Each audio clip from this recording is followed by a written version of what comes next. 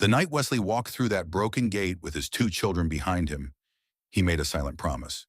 They would not sleep in the car again. Not tonight, not ever. The house was abandoned. The windows were dark. The porch boards groaned beneath every step. But it had walls. It had a roof. And on that cold October night, that was everything. He stayed for 3 years. He fixed what was broken. He built a home with his own two hands. Then one September morning, an old man appeared at the gate with a bouquet of white carnations. He did not knock. He stood beneath the apple tree in the yard. And he wept. Wesley had prepared himself for police, for lawyers, for anger.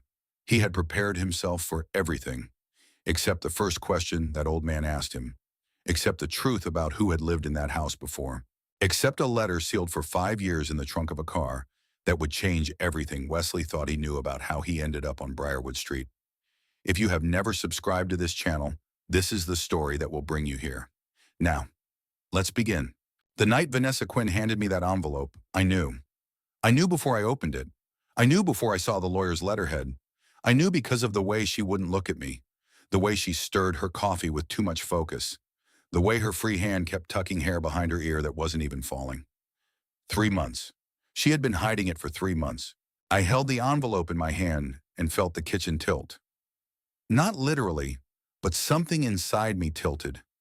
Something that had been holding me upright for 2 years just shifted, like a beam giving out. "Wesley," she said. I didn't answer. "Wesley, I need you to understand." "Don't." She stopped. She set down her coffee. She finally looked at me, and her eyes were already practiced, already rehearsed. She had said this speech to herself in the mirror. I could tell. "Claire has been gone for 2 years," she said. "I have been more than fair." Fair. That word. I wanted to laugh. I didn't. Because Thea was upstairs doing homework. Because Nora was in the living room watching cartoons with the volume too low. Because she had learned. 6 years old. And she had already learned to keep the volume too low. "How long do I have?" I said. 5 days. 5 days. I opened the envelope. I read the letter. I read it twice. The house had been sold. The closing was in 3 weeks. The new owners, some development company with a name that sounded like a law firm, wanted the property empty before then. Vanessa had signed the papers in July. It was October. She had looked me in the eye every single day since July. She had eaten dinner at my table. She had laughed at Theo's jokes. She had braided Nora's hair on a Sunday morning 2 weeks ago. And she had known. "I'll help you find somewhere," she said. I stood up. "Wesley, please. I'll help. I have contacts. Vanessa." She stopped. I looked at her. I looked at the woman who had been my wife's best friend since they were 19 years old. I looked at the woman who had cried at Claire's funeral until her face was unrecognizable. I looked at her, and I tried very hard to remember her crying. I tried to find that woman somewhere in the woman sitting at this kitchen table in her clean cream sweater with her 3-month-old secret. I couldn't find her. "You don't owe me anything," I said. "I understand that. But don't pretend this is about being fair. Don't pretend that to me.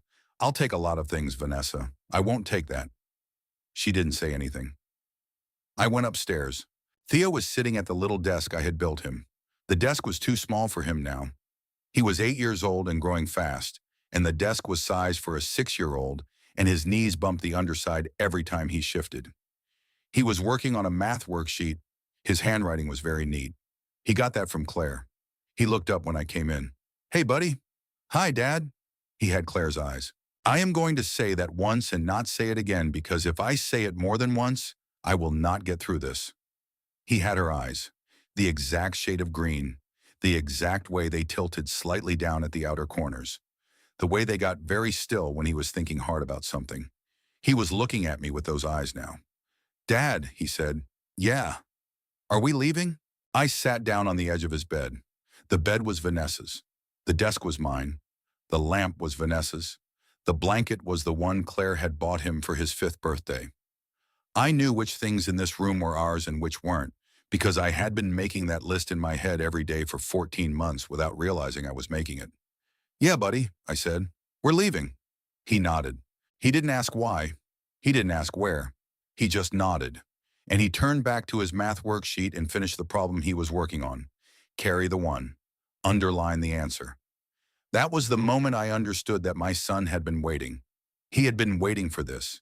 He had known something was wrong before I had. 8 years old, and he had known. Theo. Yeah, Dad. I'm sorry. He looked at me. It's okay, Dad. It's not. He was quiet for a moment. Then he said something that I am going to carry with me for the rest of my life. He said it the way he said everything. Quiet. Careful. Like he had thought about it for a long time before saying it out loud. He said, I know you're trying. And then he went back to his math. I made calls. That's what you do, right? You make calls. You sit at a kitchen table that is no longer yours and you make calls. You write down numbers on the back of a grocery list. You cross them off one by one. The housing authority had a 14-month waiting list. 14 months. I wrote that down. I underlined it. I stared at it. I crossed it off. The shelter on Madison was full. The shelter on Vine was full. The shelter run by the Catholic diocese had a waiting list of its own, and the woman on the phone was kind. She was so kind. She kept saying, I'm sorry, sir. I'm so sorry. And I wanted to tell her that her kindness was almost worse than indifference, because indifference I could be angry at, and kindness I could not. I called my sister. Lana lives 4 states away. She was in the middle of moving our mother into assisted living, the kind of crisis that swallows a person whole. She picked up on the second ring, and I could hear it in her voice immediately.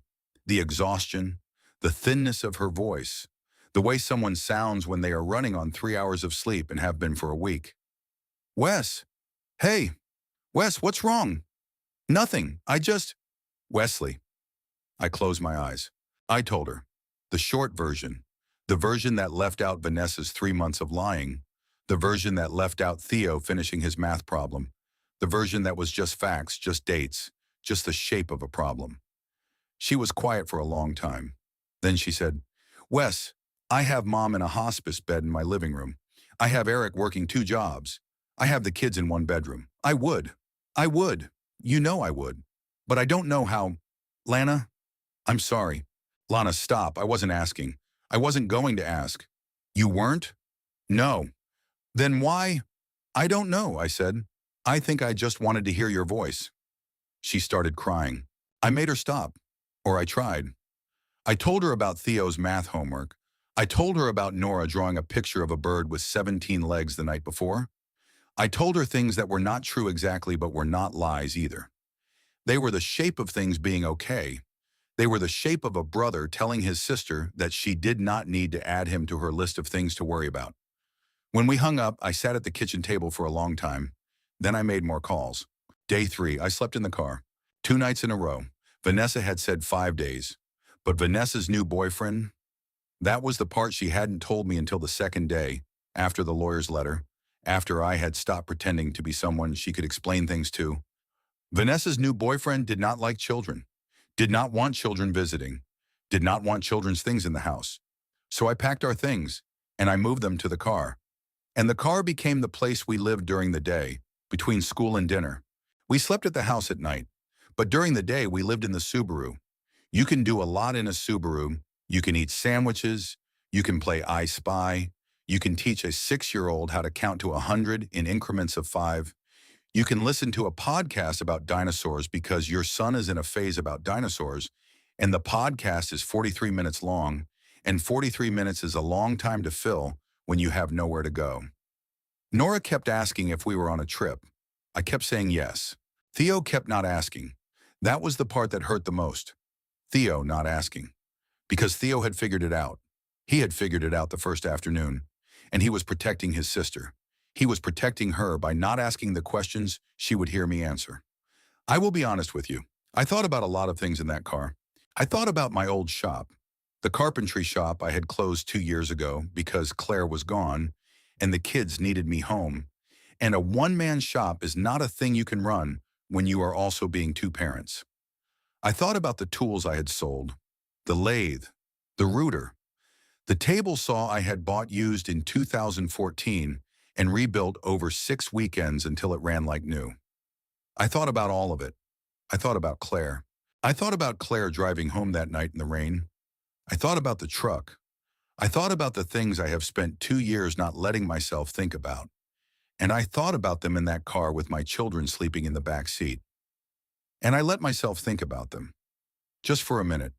Just for the length of one red light at the intersection of Forest and Ninth. Then I stopped. Because Theo stirred in the back seat. And I needed to be the man my son thought I was being. Even if I wasn't. Day 5. I had decided, I am going to tell you the decision because I want you to understand that I did not make it lightly. I did not make it because I was lazy. I did not make it because I had not tried. I made it because I had run out of things to try. And one of the things I had not yet tried was the police station. The police station has a social worker on staff. The social worker can connect you with emergency family services. Emergency family services can sometimes, find immediate shelter for parents with minor children. There is a risk. The risk is that they decide you are not a fit guardian. The risk is that they take your children. The risk is small. The woman on the phone had said small. Small, but small is not zero. And small is the kind of word a person uses when they are trying to be reassuring about a thing that has happened to other people. I had decided I was going to take the risk. We were driving there. It was just past 7 in the evening. The sky was that particular October dark that comes down hard and fast, like something falling. The streets were wet. There had been rain earlier. The headlights of oncoming cars were blurred in the windshield in a way I have always found beautiful and could not find beautiful that night. Nora was singing in the back seat, a song she had made up. The lyrics were mostly about a dog she had never owned but believed in completely. Theo was looking out the window. We were on Briarwood Street. I had not meant to take Briarwood Street. I had taken a wrong turn 3 blocks back and had been driving slowly looking for a way to turn around. Briarwood is residential, the kind of street with old houses set back from the road, wide yards, big trees. And Theo, who had not asked me anything in 5 days, who had not asked one single question, who had been holding himself like a glass of water that must not spill, Theo took my arm. Dad. Yeah, buddy. That house. I slowed the car. That one, he said. He was pointing. Right there. I pulled over. I looked. The house was at the far end of the block, set back from the street. A front yard that had gone wild. Overgrown grass, a hedge that hadn't been trimmed in years. A porch, a front gate hanging on one hinge. A padlock that even from the car looked rusted. Every window was dark. What about it, buddy? He looked at me very seriously. I walk past it every day, he said. Every day, on the way to school, 47 days. I counted. The lights are never on. The mail piles up sometimes, and then a man comes and takes the mail. And then there's no mail again. But nobody lives there, Dad. Theo.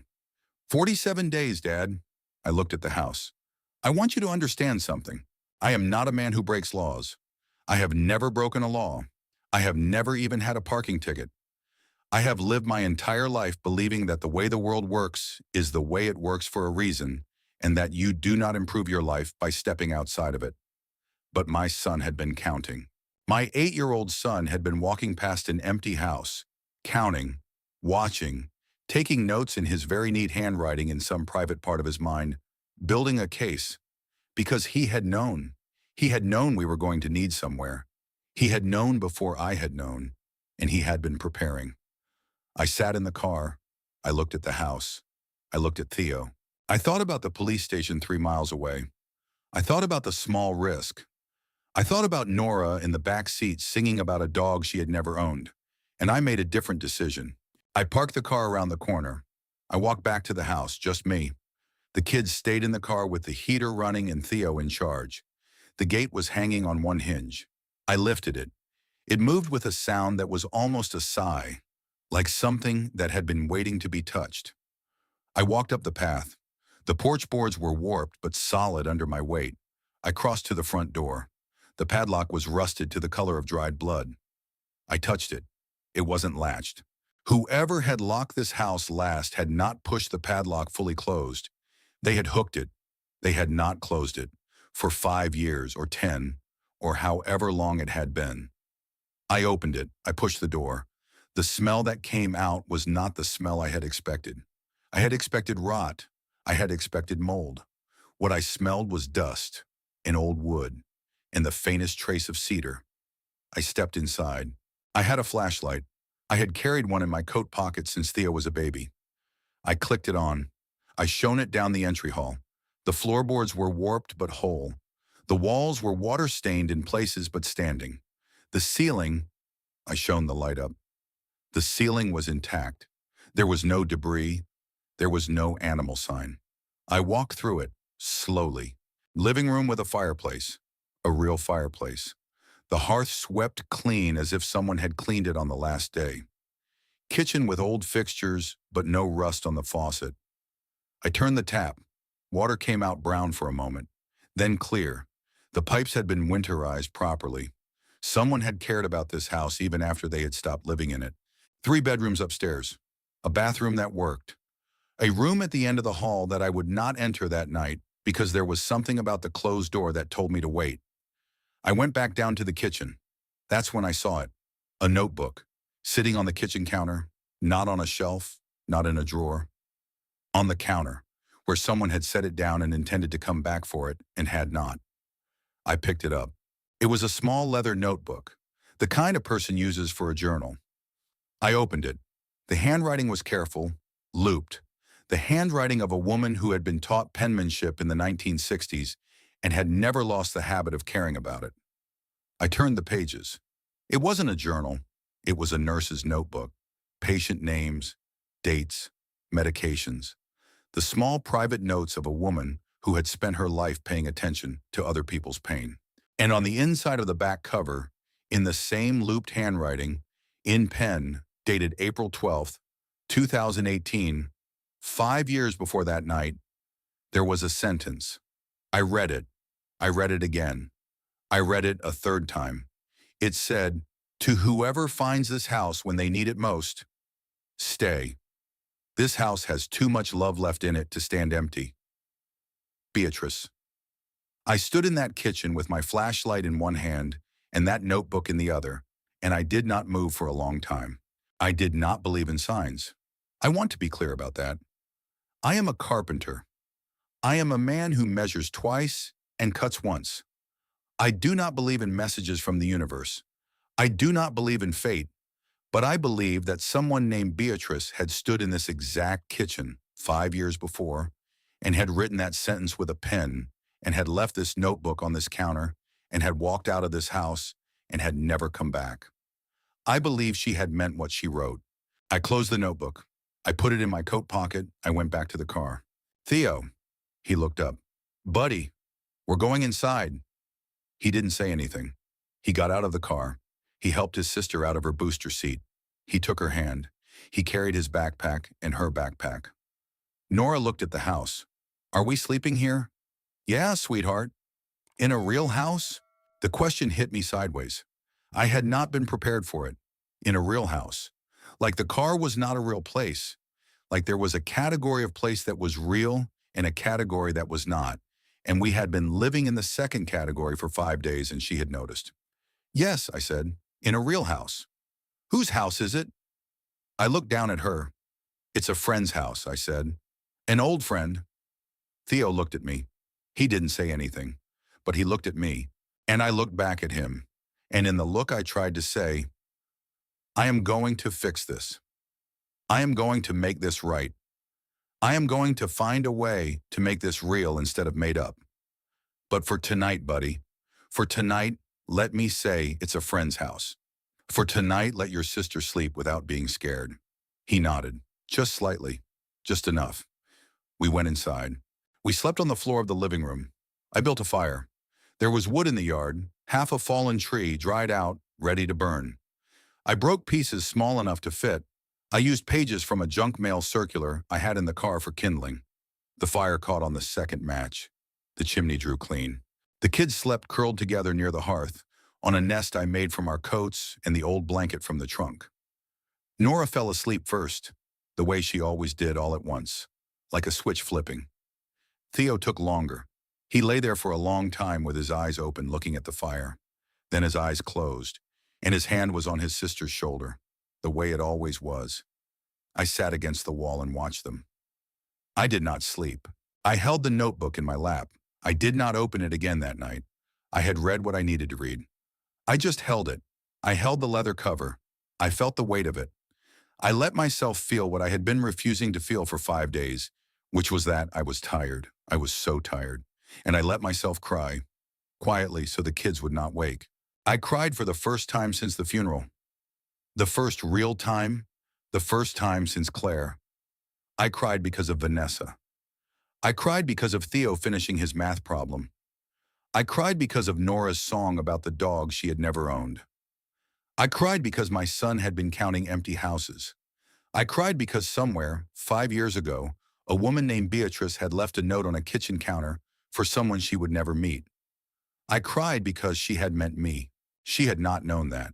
She could not have known, but she had meant me, or someone like me. Someone who would walk into this house in the worst night of their life and find that note and understand that they had been invited. I had been invited. For the first time in 2 years, I had been invited somewhere. Outside, a car passed on the street. Its headlights swept briefly through the curtainless window and across the wall. Theo stirred and didn't wake. Nora made a small sound in her sleep that was almost a laugh. I tended the fire. I watched my children breathe. And in the dark of a house that did not belong to me, in front of a fire I had built with wood I did not own, with a notebook in my lap that had been left for a stranger by a woman who was probably gone, I made my children a promise. I made it without saying it out loud. I promised them I was going to figure this out. I did not know how. I did not know how long it would take. But I knew I had been invited. And I knew that for the first time in 5 days, for the first time in 2 years, if I was being honest, I was not alone with this. The fire burned down low. I added another piece of wood. Outside the window, the sky was beginning to change. Not light yet, just less dark. The particular gray that comes before dawn in October when the world is deciding whether to begin again. I looked at my sleeping children, and I made my list. Water, warmth, food, school, work, plan. The same list I had been making in my head for 2 years. I stood up. My back was stiff. My eyes were swollen. I had not slept. I went to the kitchen. I turned the tap. The water came out clear. I washed my face. I looked out the window over the sink at the wild yard with its overgrown grass and its dead garden beds and its single apple tree at the back of the lot, leaning slightly, heavy with fruit no one had picked. The sun was coming up behind the apple tree. The light came through the kitchen window in a particular way, a way I would come to know.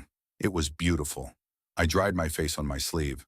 I turned to face the kitchen, my kitchen for that day at least, for as long as I could keep it. And I started to make a plan. I started. The first morning I made a list. Water, warmth, food, school, work, plan. I made the list at the kitchen sink in a house that was not mine, with my children asleep on the living room floor behind me, and the morning light coming in through a window I had not chosen. The list was the same list I had been making in my head for 2 years. The list was different now, because the list was happening in a real kitchen, because the list had a roof above it, because for the first time in 5 days, my children were sleeping somewhere they could wake up without being moved. I would tell you that the first month was the hardest. I would be lying. The first month, I was running on adrenaline. The first month, I was solving problems by the hour. The first month, I did not have time to think about what I was doing. I had only time to do it. The hard months came later. But I will tell you about the first weeks, because I want you to understand how it worked. Because I want you to understand that nothing about it was glamorous. Nothing about it was a movie. It was a man and 2 children, and a list, and a notebook in a coat pocket, and a fireplace that was the only thing keeping us warm. That was all it was, for a long time. That was all. The electricity was off. The gas was off. The water ran. That was a miracle I did not understand for a week until I found a yellowed envelope in the kitchen drawer with a receipt inside. A city water account, paid in advance. 5 years prepaid by a Mr. E. Pritchard, the same year Beatrice wrote her note. He had paid for the water. He had walked away from the house. He had locked it.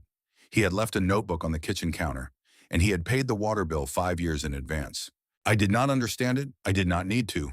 The water ran. That was what mattered. The fireplace handled the living room. I found a second fireplace in the upstairs bedroom on the third day. Smaller, but functional. The chimney clean. That solved the nights. The kids slept upstairs. I slept downstairs. The fires burned through the dark. I learned to wake up every 2 hours to feed them. I learned to sleep in 20-minute pieces. I learned that a body can do this for a long time if it has to. A body can do almost anything if it has to. I told no one. That was the first rule. I told no one, and I made the children understand without making them afraid. We talked about it the second night, sitting on the living room floor by the fire, with bowls of cereal in our laps because that was what I had managed to buy with the cash in my pocket and a quart of milk from the corner store on 11th. Theo, Nora, I need you to listen. They listened. This house, the one we're in, it belongs to someone we don't know. They're not here. They haven't been here in a long time. We're going to stay here, but we have to be careful. Nora's eyes were big. Like a secret? Like a secret. Yeah. Like a fun secret? I looked at my daughter, 6 years old, holding a bowl of Cheerios, asking me if our entire situation could be reframed as fun. Sure, sweetheart, a fun secret. Theo didn't say anything. He just nodded. He understood. He always understood. I kept their school the same. That was the second rule.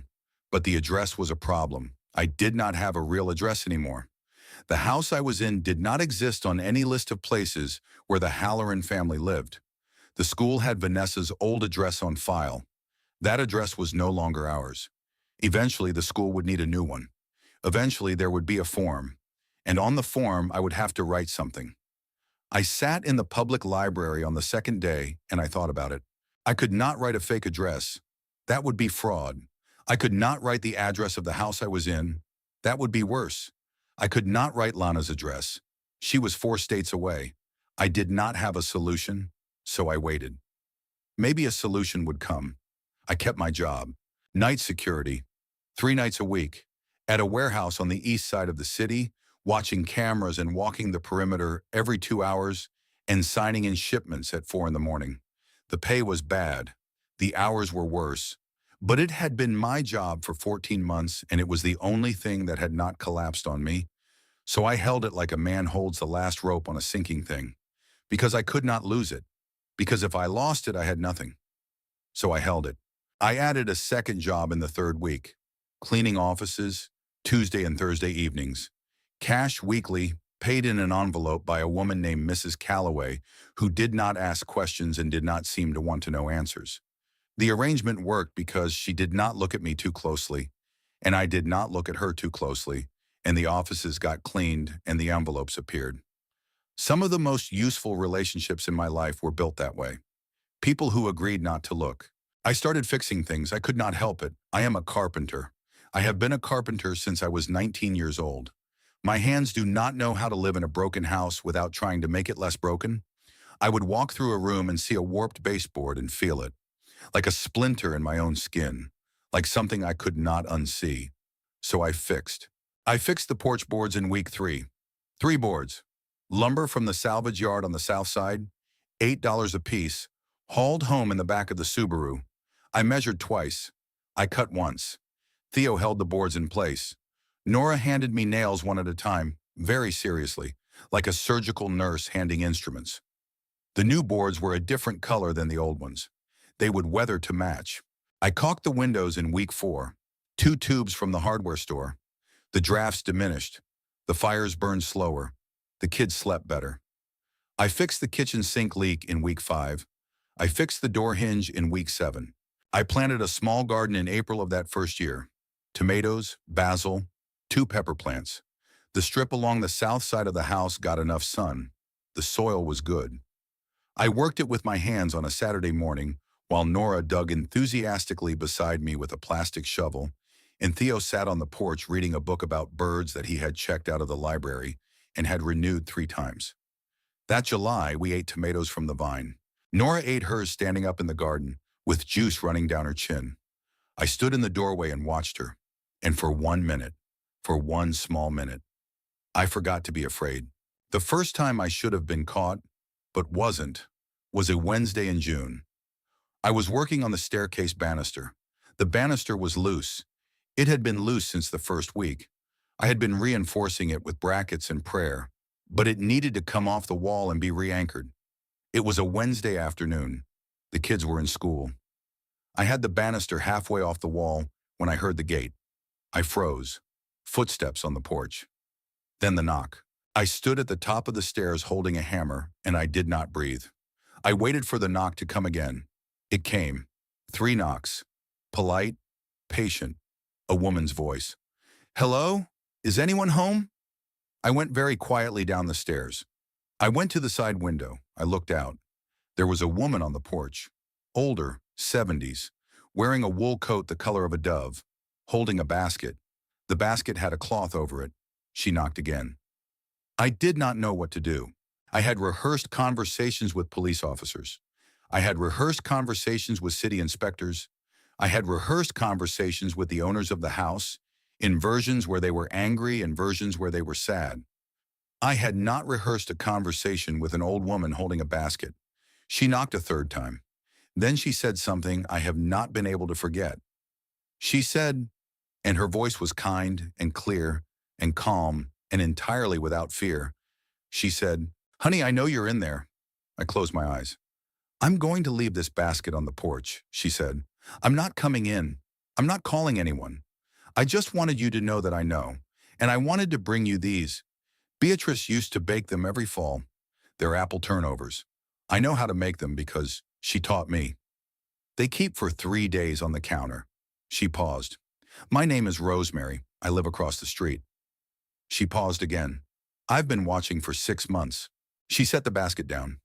"Take care of those children, honey," she said, and she walked away. I stood inside the door, and I listened to her shoes on the porch and the gate creaking, and her shoes on the sidewalk and the diminishing sound of her steps until they were gone. I waited a long time. Then I opened the door. The basket was there. The cloth was warm. I lifted it.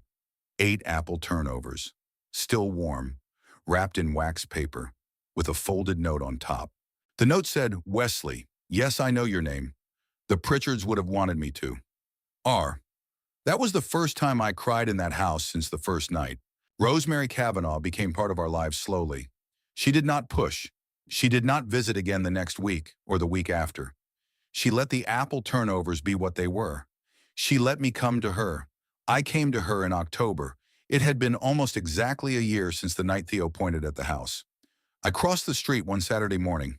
I knocked on her door. I had baked something, a banana bread, badly because I was not a baker, and I held it in front of me like a peace offering. She opened the door. She looked at the banana bread. She looked at me. She said, "Took you long enough." I laughed. I had not laughed in a long time. The laugh came out cracked. She made me come in. She made me sit at her kitchen table. She poured me coffee. She said, "I have known Beatrice Pritchard since 1979. 44 years. She was the best woman I ever met. Her daughter Lillian was a veterinarian. She passed 5 years ago. Beatrice followed 6 months later. Edmund, that's the husband, Edmund left after the funerals and never came back. I have seen him exactly twice in 5 years. Once at the post office. Once at the cemetery." She paused. "That is all I am going to say about them today, Wesley, because the rest of their story is theirs. And one day, the man who owns it is going to come back to that house, and he is going to tell you, and you are going to listen. That is how that story will be told when it is told." She looked at me. "I just wanted you to know that the people who lived there were good people. You are sleeping on the floors of good people, Wesley. They would not begrudge you, not one of them." I sat at her kitchen table. I drank my coffee. I cried. She did not look away. She let me cry the way good women let people cry. She did not pat me. She did not shush me. She did not say it would be all right. She just waited. When I was done, she pushed a paper napkin across the table. She said, "Your banana bread is dry." I laughed. I laughed harder than I had laughed in 5 years. She said, "Next time, bring me your son. He looks like a child who needs a grandmother." The address problem solved itself in week 31. It solved itself the way good things sometimes do, through Rosemary. She came to the door in late spring of that first year. She was holding a piece of paper. She put it on the kitchen table. She said, "Wesley, I have been thinking. The school has Vanessa's address on file. Eventually, they are going to need a new one. I know. I would like to offer mine. I looked at her. Rosemary, it is not a lie, she said. Or it is. But it is the smallest lie I have ever told. The children come to my house in the morning. They wait for the bus on my porch. They eat apples I cut for them. If a school official ever comes to that address, the school official will find a grandmother and two grandchildren. That is what they will find. Whether the children sleep at my house at night is not the school's business. I looked at her. I tried to argue. She looked at me the way a 72-year-old woman looks at a man she has decided to help, which is to say, she did not entertain my arguing. I changed the address on the school form to hers. It was the simplest thing I had done in 8 months. After that, the children walked over to her porch every morning before school. She gave them apples. She braided Nora's hair on Wednesdays. She quizzed Theo on his spelling words. The bus picked them up from her front walk. Nora started calling her Gran Rosie, which Rosemary had not asked for, and which Rosemary did not correct. I started fixing things in Rosemary's house too. It was not a transaction. We did not discuss it. But she had a back step that was rotting. She had a window that wouldn't close all the way. She had a kitchen cabinet that hung at an angle. I fixed the back step on a Saturday in the second year. I fixed the window the following weekend. I fixed the cabinet that fall. She brought me coffee. She did not say thank you. She did not need to. We both understood. That was how friendships were built, in my experience. Quietly, through cabinet hinges. The second year was easier than the first. The third year was easier than the second. I was 37 by then. Theo was almost 10. Nora was almost 8. We had been in the house for 2 years and 5 months. The garden along the south wall was producing tomatoes every July and herbs every May. I had built a small workshop in the shed at the back of the lot, using reclaimed lumber from the salvage yard, and I was beginning to take small carpentry jobs in the neighborhood. Through Rosemary, through people Rosemary knew. I was not making much, but I was not making nothing. And the house every month was getting better. The porch was solid. The windows were sealed.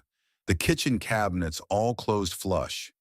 The bathroom upstairs had a new toilet flange that I had installed myself. The downstairs ceiling had been replastered. The staircase banister was firmly attached to the wall. Anyone walking through the house would not have known it had been abandoned. Anyone walking through would have thought, this is the home of a man who cares about his house. That was the work. That had always been the work. The social worker came in May of the third year. I do not know who reported us. I never found out. It might have been a teacher. It might have been a stranger who had noticed something. I never found out. A woman knocked on the door at 4 in the afternoon. I opened it. She had a clipboard. She had a lanyard. She had a name tag that said Margaret Donovan, Family Services. I did not run. I did not slam the door. I stood there. I looked at her. I felt something inside me, some long-held thing, go very, very still. I said, please come in. She came in. I made her tea. I want you to understand, I am not a man who automatically makes tea for the social worker who has come to investigate his children. I am a man who, in that moment, had decided that there was nothing left to do but be exactly who I was. I had been being exactly who I was for 2 years and 5 months in this house. And if it was not enough, then nothing was going to be enough. And I was going to face that fact with a kettle on. So I made tea. She sat at my kitchen table. She watched me. She had a careful face. The face of a woman who had been doing her job for a very long time and had stopped believing in easy stories. The kids came home at 3:45. I had heard the bus. I had heard the gate. When they came in, I introduced them. I said, Theo, Nora, this is Mrs. Donovan. She works for the city. She wanted to talk to me. Why don't you put your bags down and have a snack? They looked at her. They looked at me. They went and put their bags down. They came back. They got cookies from the jar. They went into the living room and started doing homework. The quiet of children who had been raised not to make a scene. Margaret Donovan watched all of it. She watched the way Theo sliced an apple for his sister without being asked. She watched the way Nora hugged her brother around the waist as she passed him in the hallway. She watched the way they did not look at her with fear. She turned back to me. She said, Mr. Halloran, yes. How long have you lived in this house? I looked at her. I told her the basic facts. Not the whole story, the basic facts. We had moved in 2.5 years ago. The owner was a Mr. Pritchard. The property had been vacant for some time before that. I did not lie. I did not lie about anything she asked me directly. I just did not volunteer. She listened. She wrote nothing. She kept watching. She said, "Mr. Halloran, may I speak frankly?" "Yes. I have been doing this work for 22 years. My job is the welfare of children. That is my only job. I am not the housing authority. I am not the police. I am not a tax assessor. I am responsible for one thing, whether the children in this house are safe. Yes, I am going to write my report based on what I see.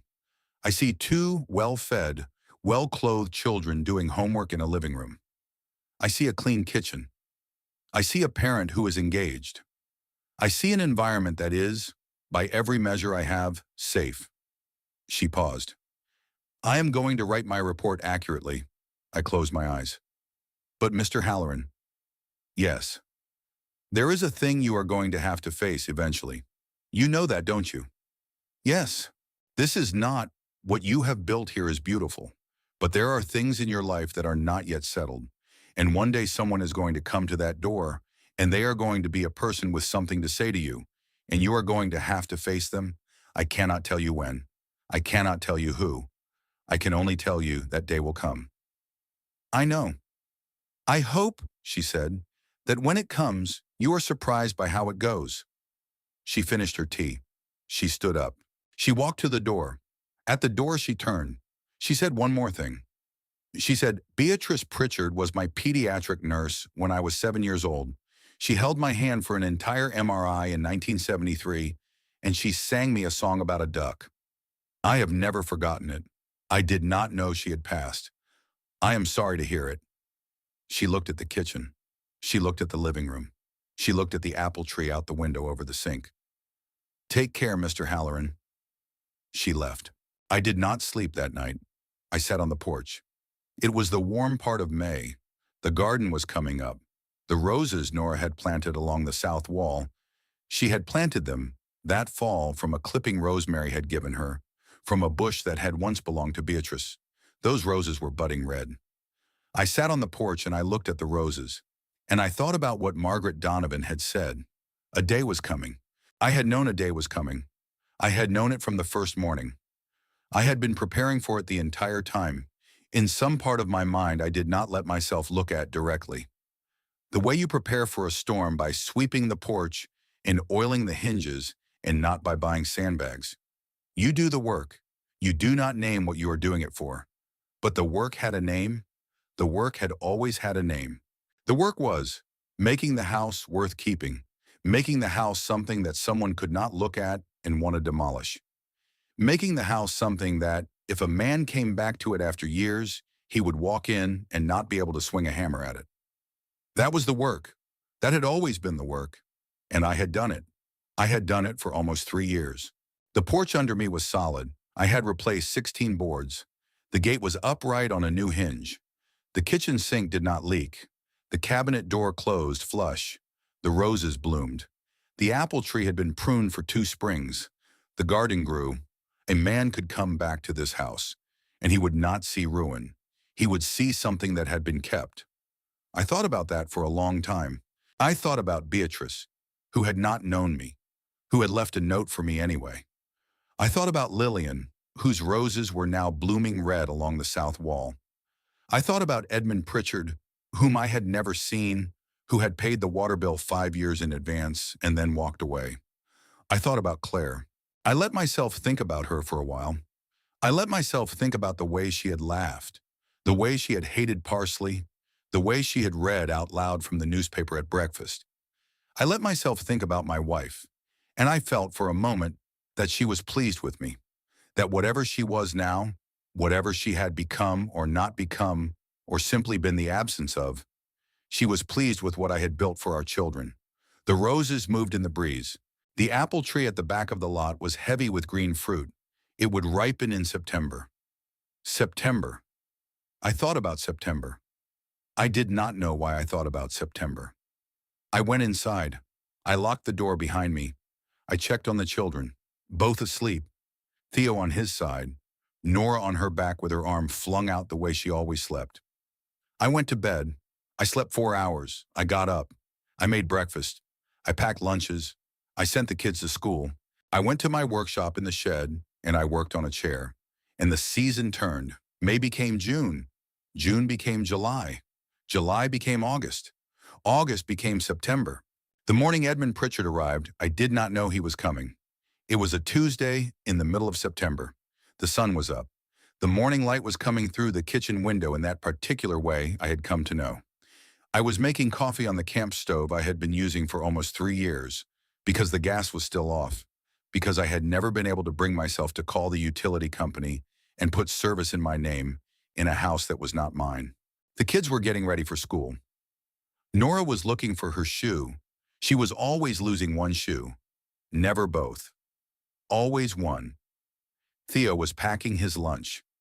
I was standing at the kitchen window with my hands around my coffee cup, and I looked out into the backyard, and I saw a man standing under the apple tree. He was old, white hair, a gray coat. He was holding a bouquet of white carnations. He was not moving. He was just standing there, looking at the roses. I did not move either. For a long moment, I did not move at all.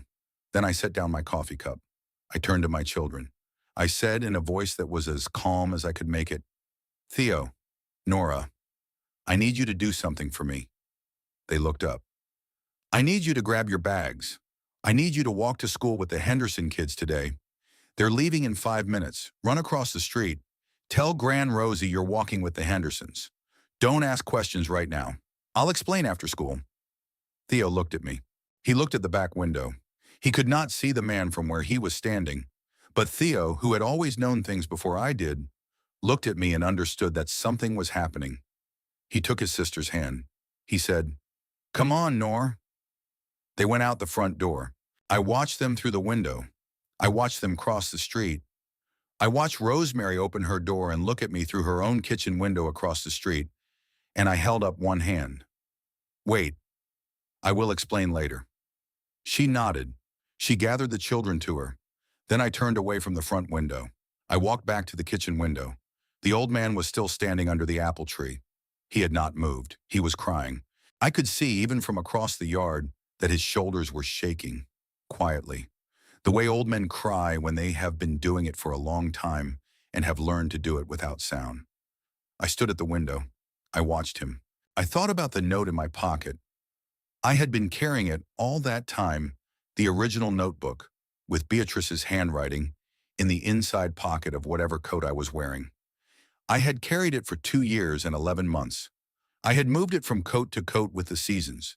It was in my pocket now. I thought about Margaret Donovan. A day was coming. I thought about Rosemary across the street, holding my children. I thought about my son, who had pointed at the house at the end of the street. I thought about Beatrice, who had been a pediatric nurse, who had held a child's hand for an MRI in 1973 and sung a song about a duck. I thought about Lillian, whom I had never met, whose roses were blooming red along the south side of the house. I took a breath. I went out the back door. I walked across the yard. I walked toward the apple tree. I walked toward the old man with the white carnations and the shaking shoulders. I stopped about 10 feet from him. He did not look up. He kept looking at the roses. I waited. The morning was very quiet, a bird in the apple tree above us, the distant sound of the school bus on the next street, the breeze in the leaves. Finally, without looking at me, in a voice that was old and rough and broken, he said, "Why?" That was all. One word. He said it again. "Why?" And then he said the question that I would carry in some part of my mind for the rest of my life. He said, "Why are there red roses in this garden?" Lillian always said when she had a house of her own, she would plant red roses. I did not answer right away. I could not. The morning was September. The apple tree was heavy with fruit. The roses were the color of a thing that had been waiting to bloom for 5 years and had finally been allowed to. I said very quietly, "Sir, would you like to come inside?" He looked up. He looked at me for the first time. His eyes were brown. His mouth opened. Then it closed. Then it opened again. He did not say yes. He did not say no. He just looked at me. And I knew, in the way you know things when there is no time left to not know them, that the day Margaret Donovan had warned me about had finally arrived. And I knew in the same breath that it was not going to be the day I had been afraid of. It was going to be a different day, a day no one had prepared for. He came inside. He moved slowly, the way old men move when their bodies have been telling them no for a long time, and they have stopped arguing with their bodies. He held the white carnations in one hand. The other hand he kept on the doorframe, then on the back of a chair, then on the edge of the kitchen counter. He was using the house to hold himself up. The house was holding him. I noticed that. I noticed everything that morning. The way you notice everything when you know, without knowing how you know, that the next hour is going to change your life. I sat him at the kitchen table, the same table I had pulled out of a curb on a Tuesday night 3 years before. The same table where Margaret Donovan had drunk tea. The same table where my son had eaten cereal on his first morning in this house and asked me with his clear green eyes whether we were going to be okay. I made coffee. He watched me. He watched the coffee. He watched the cabinet I had rebuilt. He watched the kitchen window where, I would learn within the hour, his wife had stood for 40 years. He did not say anything yet. He would say plenty, but not yet. Sir, I said. He looked at me. My name is Wesley Halloran. I know, he said. I stopped pouring. You know. Rosemary. Rosemary. She wrote me a letter, he said. 8 months ago. I never opened it. I don't open mail from that street. I have not opened mail from that street in almost 5 years. He paused. But I kept the letter. I set the coffee down in front of him. Why? I said. Why did you keep it? He looked at the coffee. He said, because it was the only piece of mail I had received from that street in 5 years that did not look like it was about money. His name was Edmund Pritchard. He was 74 years old. He had built that house with his own hands the summer of 1983, when he was 34 and his wife was 32 and his daughter was 3 years old. He had been a structural engineer. He had built bridges for 38 years. He had retired at 62. He had buried his daughter at 69. He had buried his wife at 70. He had been alone for 4 years. He told me all of this slowly, not in a rush, not the way grief comes out of people sometimes. All at once, in a flood. Edmund Pritchard had been carrying his grief too long for that. He had organized it. He had filed it. He told me about Beatrice first. He said her name with a small pause on either side, the way Rosemary said Lillian's name, the way I had learned over the past 3 years to recognize as the way the bereaved say the names of the people they have lost. She loved this kitchen, he said. I can see why. She loved the light in the morning. It comes through the window in a particular way. He looked up at me. He looked at me for a long moment. He said, like being inside a painting. I did not say anything. I did not need to. He had told me a thing about his wife that he had probably told no one in 5 years, and I had not flinched, and I had not pretended to be moved more than I was, and I had not pretended to be moved less than I was. I had just sat at my own kitchen table and let him say it. He drank his coffee. His hand was shaking. He told me about Beatrice, how they had met at a friend's birthday party in 1968, when he was 20 and she was 19, how she had spilled punch on his shirt and then laughed at him for being upset about it, how she had become his entire life within 14 months, how she had been a nurse for 41 years, at a children's hospital, then at hospice, then as a volunteer for a clinic that drove a medical van to neighborhoods most doctors had stopped going to, how she had baked apple turnovers every fall, how she had grown roses every spring. He told me how she had died. He told me carefully. He told me she had had a heart that was strong her whole life. He told me she had been healthy. He told me that in the months after their daughter's death, her heart had begun to fail. The doctors had a long word for the condition. He said he would not bother to remember the word. What I know, he said, is that some hearts cannot carry certain weights. Beatrice's heart was strong, Wesley. It was the strongest heart I had ever known, but there was a weight it could not carry.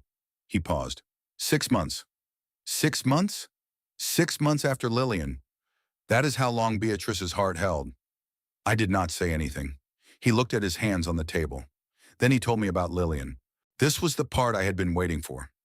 This was the part that Rosemary, a year before, had said belonged to Edmund. He is going to come back. He is going to tell you. That is how that story will be told, when it is told. He told me. Lillian was their only child. She had been born in 1991, the second year of their marriage. She had been a quiet baby, a serious child, the kind of girl who at 4 had brought home wounded sparrows and demanded that her mother save them. The kind of girl who at 7 had buried her first cat, Marigold, under the apple tree in the backyard, and had marked the spot with a smooth river stone she had spent 2 summers looking for. She had wanted to be a veterinarian her entire life. She had been one. She had been one for 4 years when she died. Her practice was in a small town 50 miles from the city. She was the only veterinarian for a county that was mostly farms, and she did house calls. Farm calls, she called them. She drove a beat-up pickup truck with her medical bag in the passenger seat and a thermos of coffee on the dashboard. She was 28 years old. It happened in February of 2019. A farmer's wife had called her at home after hours about a dog that had been struck by a tractor. The dog was alive. The dog needed help. Lillian always took those calls, Edmund said. She did not know how not to take them. Lillian got in her truck. It was raining. She drove out toward the farm. There was a truck. The truck did not see her in the rain. She died at the scene. She was 28. Edmund stopped talking. He took a long breath. He held it. He let it out. He said, Beatrice never recovered. She kept working. She kept volunteering. She kept making the apple turnovers in the fall. But something in her had stopped. 6 months later, she was gone. The doctors used their long word. The rest of us called it what it was. I waited. A broken heart, he said. He looked at me across the kitchen table. Some of us go fast, Wesley. Some of us go slow. But the same things kill us. I did not know what to say, so I told him about Claire. I told him in a way I had not told anyone. Not my sister, not Rosemary. I told Edmund about the morning Claire had left for a conference and about the highway, and about the truck, and about the hospital where they had taken her, and about the 3 days I had sat next to a bed where my wife had been, mostly, but had also begun to be not. I told him about the phone call from the doctor at 4 in the morning of the 3rd day. I told him about driving home alone, about walking into the house, about finding Theo, who was 6 then, sitting on the bottom step of the staircase, in his pajamas, with his hands in his lap. I told him Theo had said, before I had said anything, Mommy's not coming home, is she, Daddy? Edmund listened. When I was done, he reached over. He put his hand on my forearm. He did not say anything for a long time. Then he said, Beatrice used to say there is a particular silence inside a house when the wrong person is missing from it. She was a nurse for 41 years. She knew about that silence. He squeezed my arm. Wesley, yes, that silence in your house ended 3 years ago. It ended the night your son pointed at this place. I want you to know that. From a man who has lived in that silence himself. I cried at the kitchen table. I did not try to hide it. He did not look away. He waited the way Rosemary had waited, the way good people wait. He told me why he had come that morning. This was the part I had not expected. He told me carefully. He told me in the way of a man who has rehearsed a thing in his own head many times and has finally found someone he can say it to out loud. He said, I came to dismiss the realtor. The realtor. Yes. He took a sip of his coffee. His hand was steadier now. I have a heart condition, he said. It is not new. It has been with me for 6 years. The doctors have managed it. But last week, my cardiologist, a man I have known for 15 years, a good doctor, he told me that the management is no longer working. He told me I have at best 6 months, at worst less. I did not say anything. He continued. I have a will. I have always had a will. A man who builds bridges learns to have his affairs in order. But this house has been the one item in my will I could never settle. I have changed the disposition 5 times in 5 years. The current arrangement was for the house to be sold to the highest bidder, with the proceeds going to a foundation in Lillian's name. I have a meeting with my realtor this Friday. I was going to sign the listing agreement. And you came here first. I came here first. He looked at the kitchen window. I came here, he said, to walk through this house one final time, to say goodbye to it, to take a few of Beatrice's things. Her wedding ring is in the bedroom upstairs, in a small box on the dresser. I have left it there for 5 years. I could not bring myself to come and get it, to stand under the apple tree where Lillian buried her first cat when she was 7 years old. He paused. And then I was going to drive to my realtor's office, and I was going to sign the papers, and the house was going to be torn down. The realtor told me last winter that no buyer would want the structure, only the lot. The house was going to be demolished. I stared at him. Mr. Pritchard, Edmund, Edmund. I could not say what I was thinking. I tried. I opened my mouth. I closed it. He waited. I said finally, Edmund, if my son had not pointed at this house 3 years ago, if we had kept driving to the police station that night, if I had not, yes, he said, they would have torn it down. Yes, Beatrice's roses would be gone. The apple tree would be gone. The kitchen would be gone. We sat at the table. The sun moved an inch across the floor. Edmund Pritchard, 74 years old with 6 months to live, who had walked into his own backyard that morning to say goodbye, looked at me across his own kitchen table. He said, "You did not steal this house, Wesley. You did not steal it. You saved it. From me." He stayed. That was the simplest way to say it. He stayed. He did not go to his realtor on Friday. He did not sign the listing. He called the realtor from my kitchen phone, which I had finally had connected 8 months earlier in my own name. And he said in a voice that had the steadiness of a man who has just understood something for the first time in 5 years, "I will not be selling the property. I am keeping it. I am sorry for the inconvenience. Please send the final invoice for your services." Then he hung up.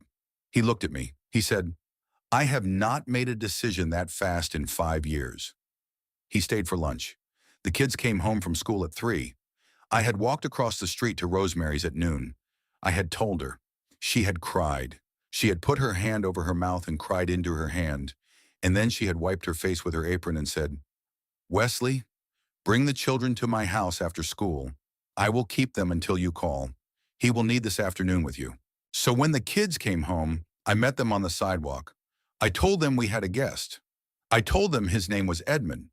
I told them, in the careful way I had learned to tell my children important things, that Edmund had owned this house for a long time before us, that Edmund's wife had loved this kitchen, that Edmund's daughter had loved the apple tree. I told them Edmund was a good man. Theo looked at me. Theo said, "Dad?" "Yeah, buddy. Is he the man we were not supposed to talk about?" I almost laughed. I almost cried. I had never told Theo there was a man we were not supposed to talk about. But Theo had known, the way Theo had always known, the way Theo had been counting. "Yes, buddy," I said. "He's the man." Theo nodded. "Is he nice?" "I think so." "Okay." He took Nora's hand. He led her up the path, onto the porch, through the front door, into the kitchen where Edmund Pritchard was sitting at our kitchen table. Theo walked up to him. He stuck out his hand. He said, "I'm Theo. This is my sister Nora. Thank you for letting us live in your house." Edmund took my son's small hand in his old one. He held it. He did not let go for a long time.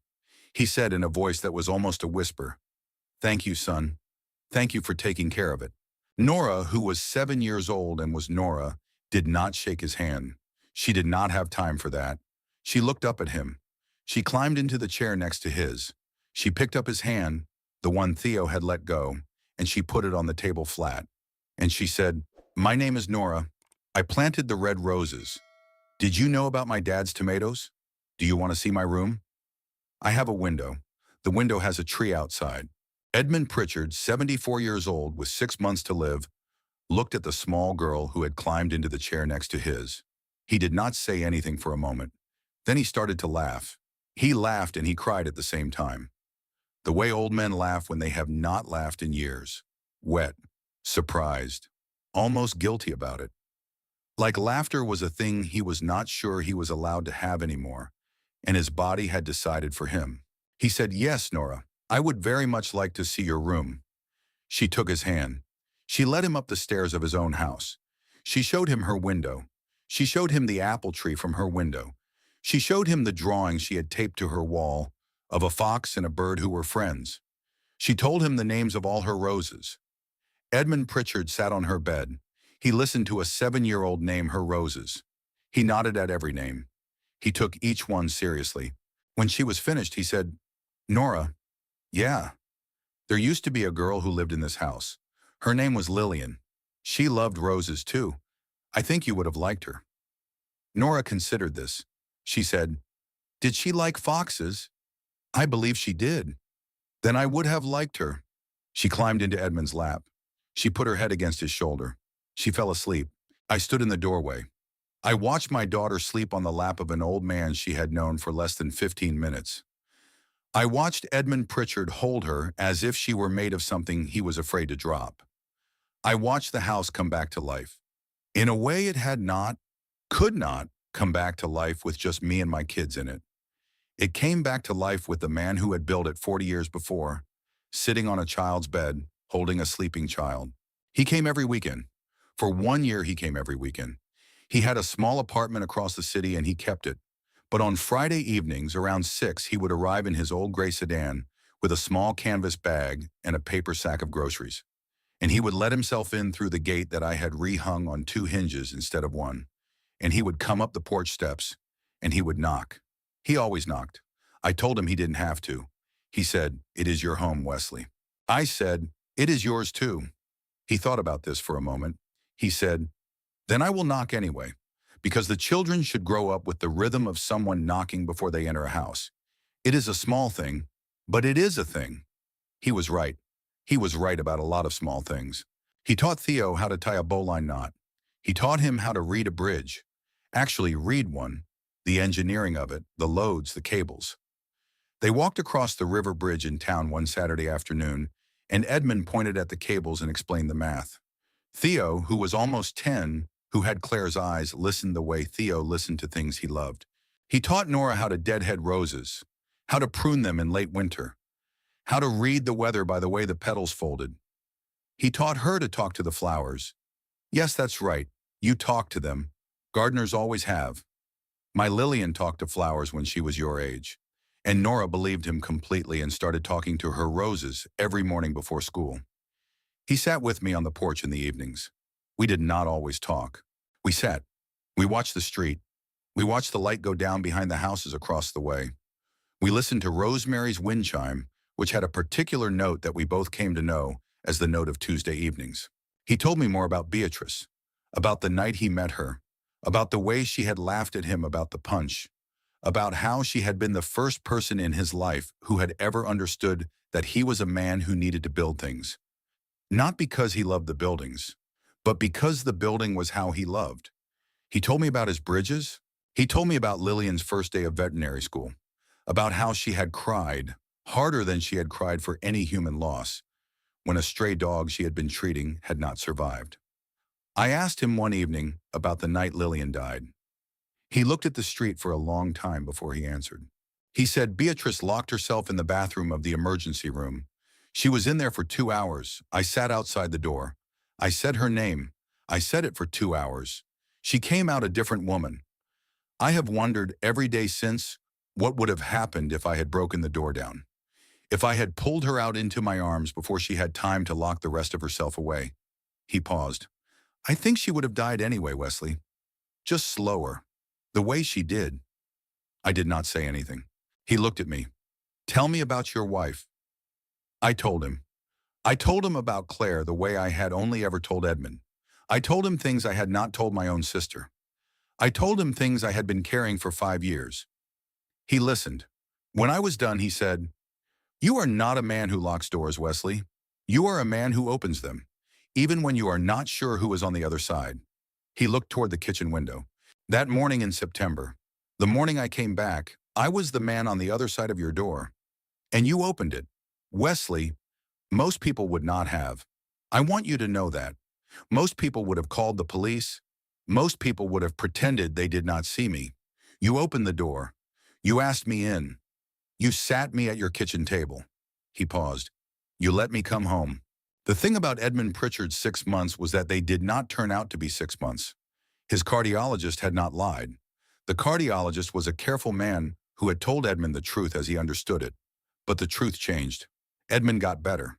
He got better the way people get better when they have been waiting to die and have suddenly found a reason not to. The cardiologist could not explain it. He used the word remarkable twice in the same appointment and then stopped using it because he was not the kind of doctor who liked to use words he could not pin down. Edmund's heart did not heal completely. Hearts do not heal completely. But Edmund's heart and his cardiologist confirmed this on a Tuesday in February of the year after that September. Edmund's heart was no longer in the condition it had been in 9 months earlier. The decline had stopped. Things had stabilized. The cardiologist told him, "Mr. Pritchard, I cannot tell you how long. I cannot tell you why, but you may have years." Edmund came home that day. I write home because by then it was home, and we had stopped pretending otherwise. He had a room upstairs, the room at the end of the hall, the one I had not entered on the first night because I had known to wait. Edmund came home, and he sat at the kitchen table, and he told me what the cardiologist had said. I made him coffee. He drank it. He said, "Wesley." "Yes." "I need to talk to you about something." "Okay." "I want to give you the house." I had been waiting for this conversation. I had been waiting for it for a year. I opened my mouth to refuse. What came out was, "Edmund, I can't." He looked at me. "Why?" "Because it is your house." "Yes." "And you are alive." "Yes." "And I will not take this house from a man who is alive. I will not take it as a gift. I will not take it because of pity." "Wesley." "What?" "Stop." I stopped. He folded his hands on the table. He said, "I am not giving you the house out of pity. I want you to understand that. I am not even giving it because you have earned it, although you have. I am giving it because I have thought about it for a year, and because there is no one else." "Edmund, there is no one else, Wesley. Beatrice is gone. Lillian is gone. I have a sister in Oregon I have not spoken to in 15 years. I have a nephew. He does not know this house. He does not want it. He has his own life. The foundation in Lillian's name is well funded already. The house is not the right gift for the foundation. The house is the right gift for the people who have lived in it." He paused. "And there is one more thing." He reached into his coat pocket. He took out an envelope. The envelope was old. The paper was yellowed. The flap had been sealed and then opened, gently recently. It had been opened by a man who had not known what to expect when he opened it. He set the envelope on the table. He pushed it toward me. He said, "I found this 2 months ago, in the trunk of Lillian's car. The car I have not been able to look at since the accident. The car has been in storage for 5 years. I went to the storage place in November. I made myself open the trunk. I had decided that if you and the children were going to stay in the house, then I had to face certain things." His voice cracked. He did not let himself cry.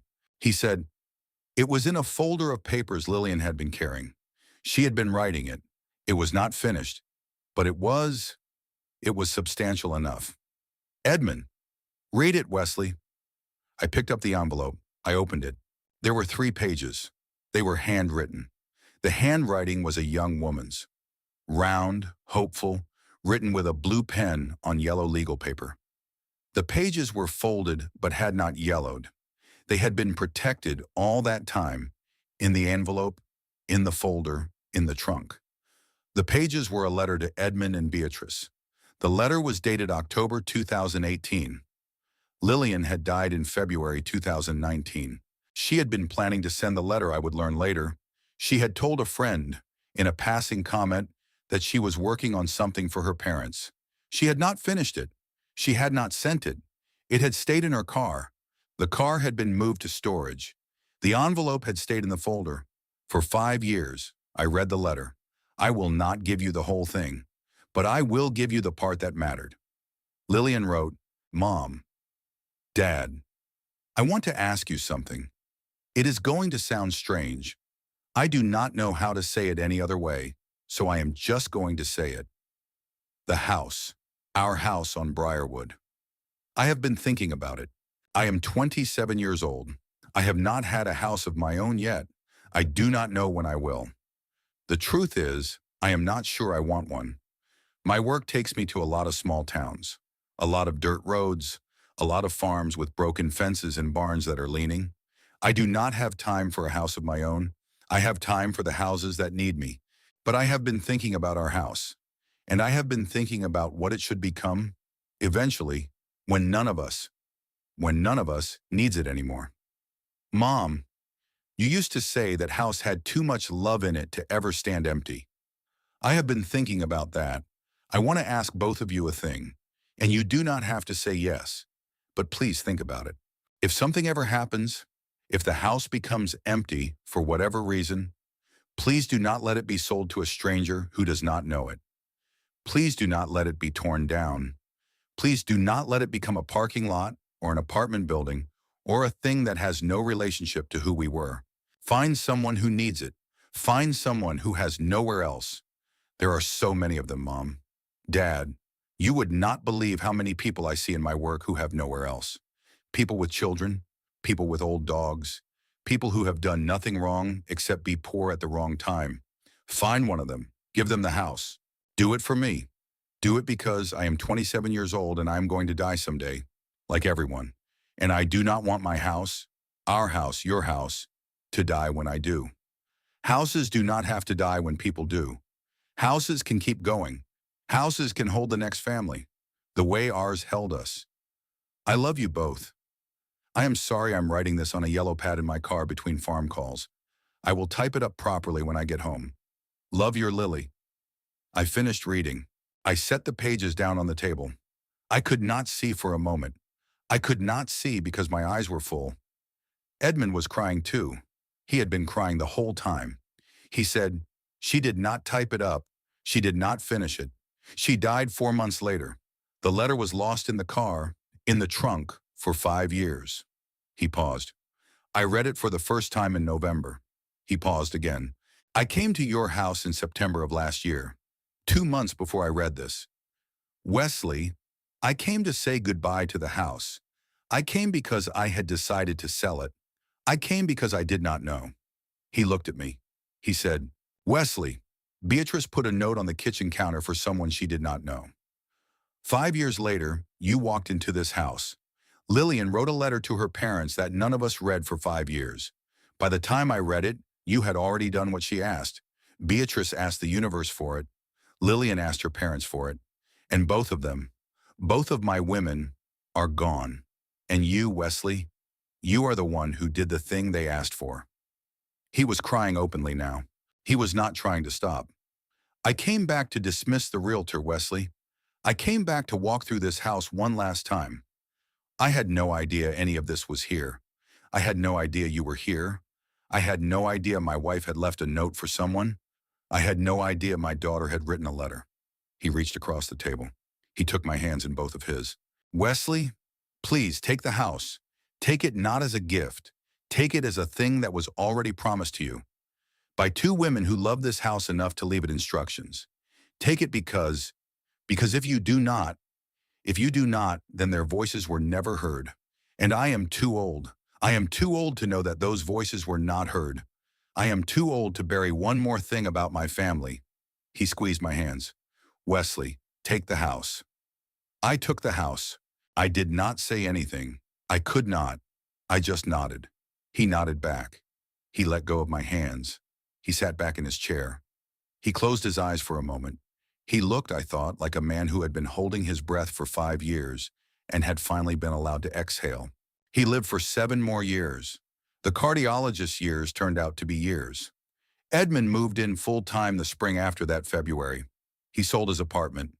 He brought his books, his photo albums, the few things from his old life that mattered. He took the room at the end of the upstairs hall. The room had been Lillian's. He had not slept in it in 5 years. He slept in it now. He said it was the right room. He woke up early. He made coffee. He sat at the kitchen table with the morning light on his hands. He watched the kids grow up. Theo turned 10, then 12, then 14, then 16. He grew tall. He played baseball. He kept his careful handwriting. He took apart small engines in the garage and rebuilt them.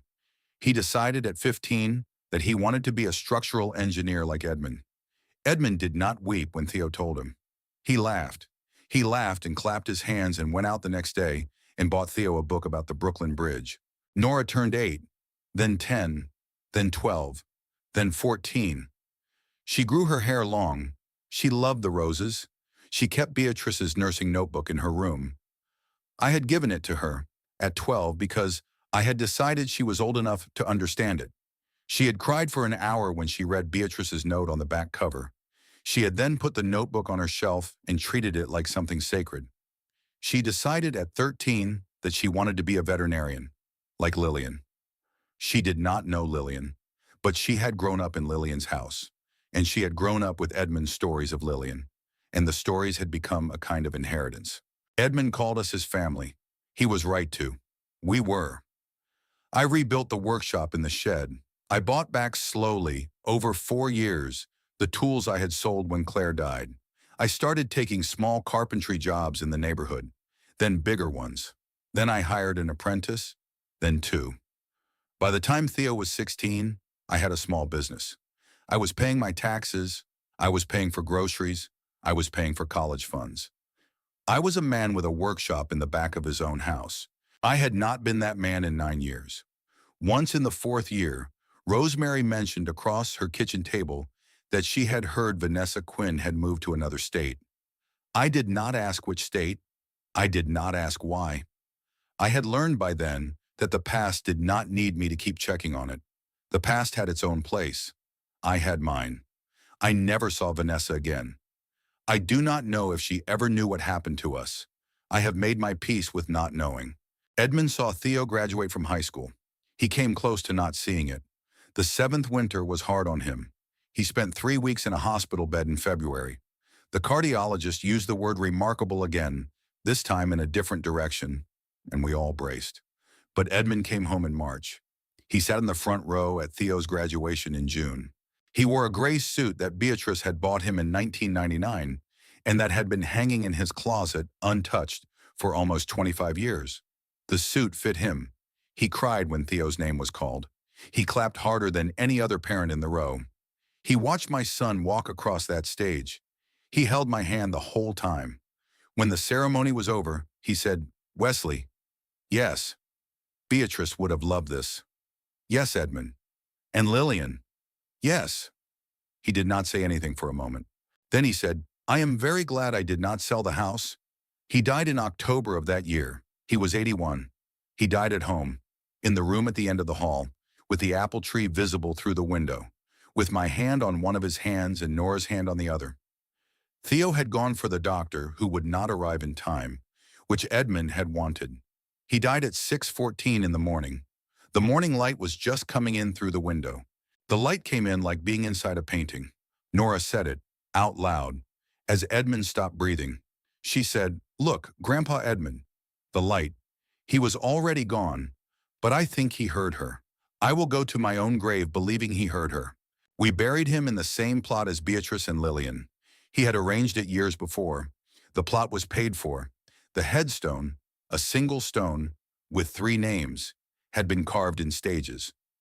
Beatrice's name first in 2019. Lillian's name a week later. Edmund's own date had been left blank. The stonemason came the week after the funeral and chiseled the date. The chiseling took an hour. I sat in my truck in the cemetery parking lot and waited until it was done. Then I went to the headstone.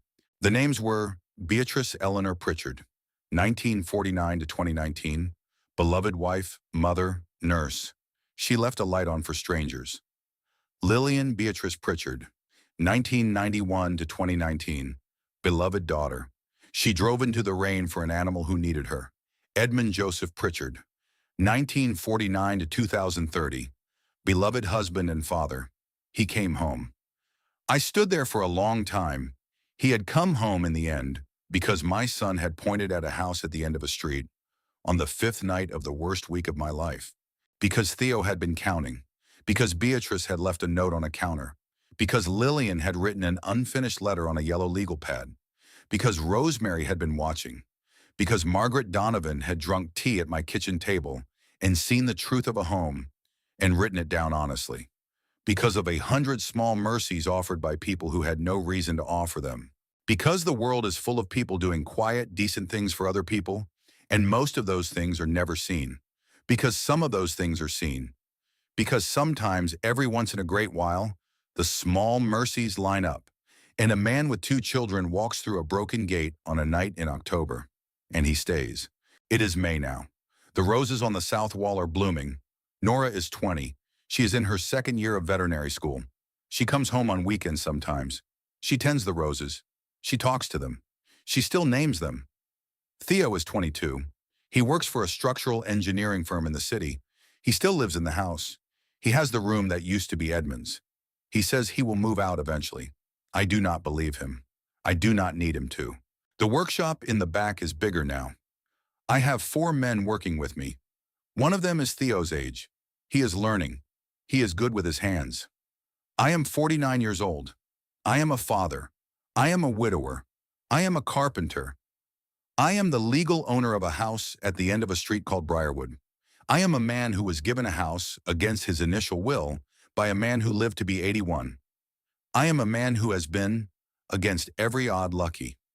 I think about Edmund every day. I think about Beatrice every day.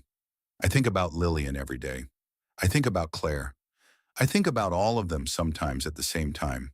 In the kitchen, in the morning, with the light coming in through the window in the way that has not changed in 47 years. Sometimes when the light is right, I can almost feel them. All of them.